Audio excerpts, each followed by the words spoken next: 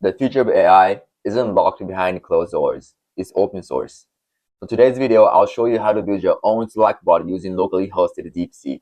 My name is Mizuki. I am a co-founder of Human AI, where we specialize in bringing AI solutions to businesses of all scale. Without further ado, let's dive in. Alright, here's the overview of the video. First, I'll talk about the reason for hosting your own LLM and the keywords for local hosting, and 3, the build explanation of Slackbot and a quick demo. Let's get right into the first one. So why host your own LLM? The main reason is the cost. I know there are other benefits of hosting your own LLM, like privacy and security, being able to fine-tune the model, but the number one goal of a business being making money and being profitable, being able to reduce the cost of operation is huge. That being said, if your AI system is handling a small task, it's all good. But if you are trying to have that system that handle tasks that require thousands and millions of tasks and need to run it multiple times, that's when the cost start adding up. And there are 3 cases that I could think of where the tokens become expensive. The first one is testing and monitoring. So when you're trying to put a system into production, where you need to run multiple tests, and while the system is in production, you need to monitor that system so that it doesn't mess up, right? So that requires a lot of tokens. The second one is multi-agent framework. This type of system often requires agents to interact with each other and iterate over the output over and over to make it better. And that requires a lot of tokens. And lastly, large user base. If your system or application is meant to serve thousands of users, that means a lot of tokens. If you're hosting your own LLM, you pay for the time it's hosted, not the tokens that's being generated. That's why you'll be able to reduce the cost significantly. But you might be asking, why are you showing us how to host locally and not on the server? The reason why I'm showing you how to host locally in this video is because any type of development, you want to test it out locally before you deploy it. So that's why I'll show you in this video how to host DeepSeek on your local computer first, and in the upcoming video, I'll show you how to host it on the server. Alright, before we get started with the build, there are a few keywords that you should know. There's a lot more terms out there, but what I'm about to introduce is enough to get you started. Now, one is parameters, and you hear this all the time, like Llama 70 billion models or things like that. But this parameter basically means how a model will capture knowledge.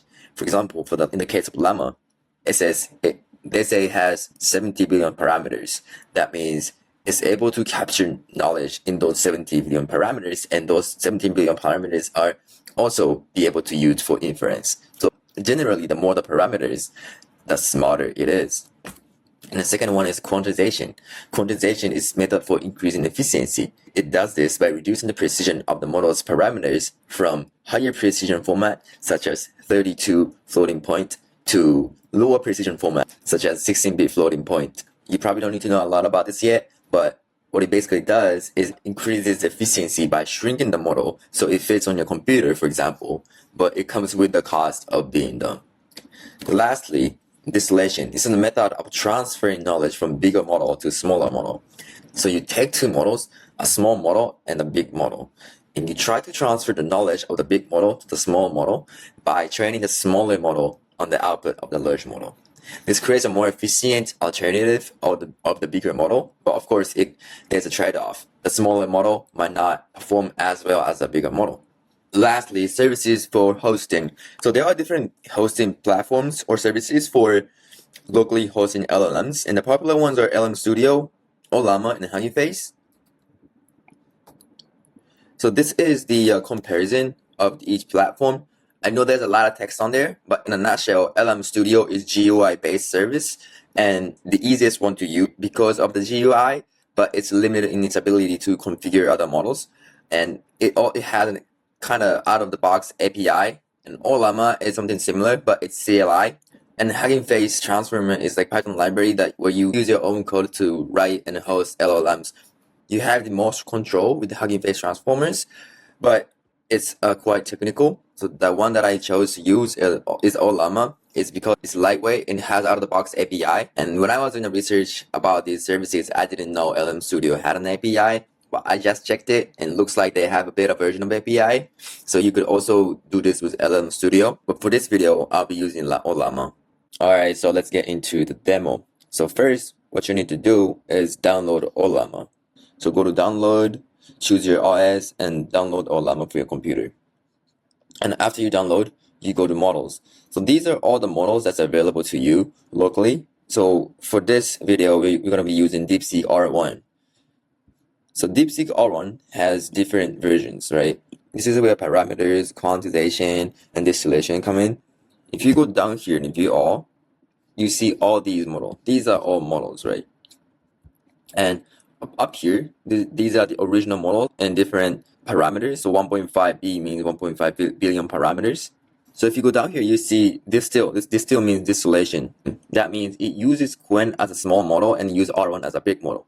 So it uses R1's output and then train Quen on that output. And at the end, uses FP16, Q4KM, Q80. These three are the quantization method. Generally, the bigger number, the bigger the size of the model. So for this video, we'll be using 1.5 billion Quen distill Q4KM. So this is like a lightweight model. So it's not as smart as for DeepSeek R1, but it's small enough to run on your computer.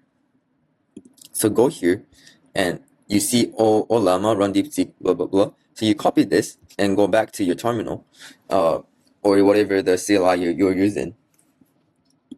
And first type in Llama help. If Llama is successfully installed, you see all these commands popping up, and then you paste what you just copied. Llama run DeepSeek R1, and you just run it. And now you can interact with 1.5 billion Quen distill Q4KM model. I've downloaded this model beforehand, so it's pretty quick to like spin up. But if this is your first time, it takes time to download the model.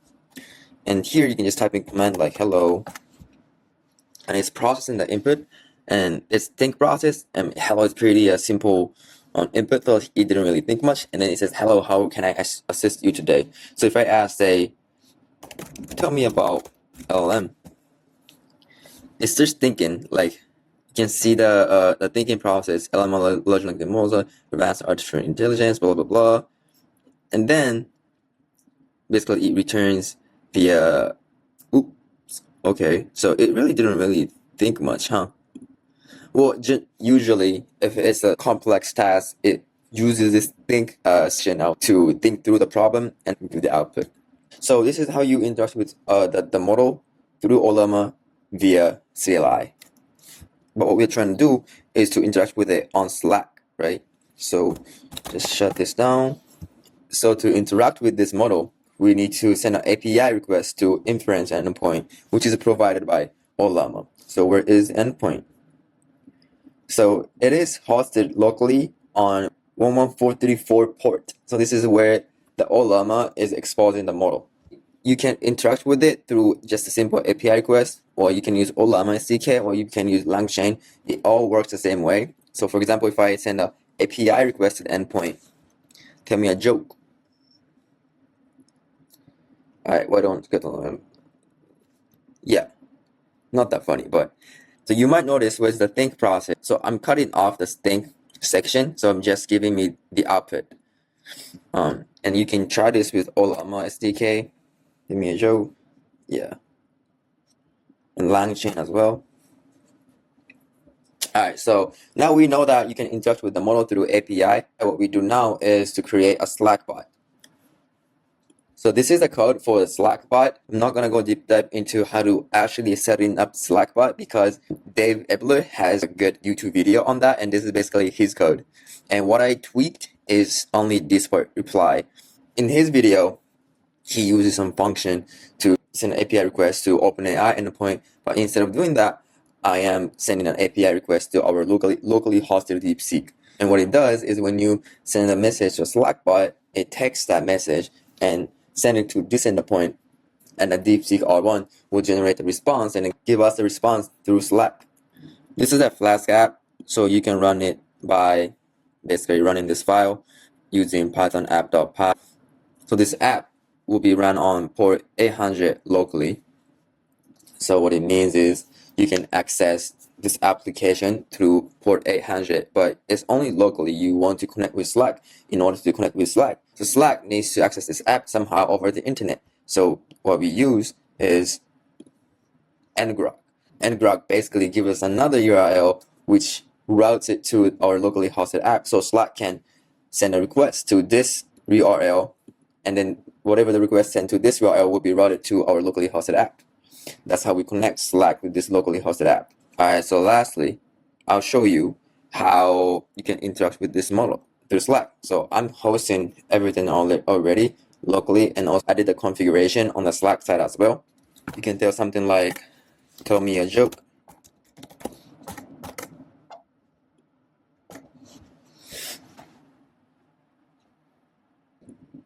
And it just tells us a joke. This is what you can do is a locally hosted LLM. But if it's hosted locally and it's not accessible over the internet, you can't really do much, right? So in the next video, I'll show you how you can host this LLM on the server so that it's accessible over the internet. Thank you for watching. I'll see you in the next one.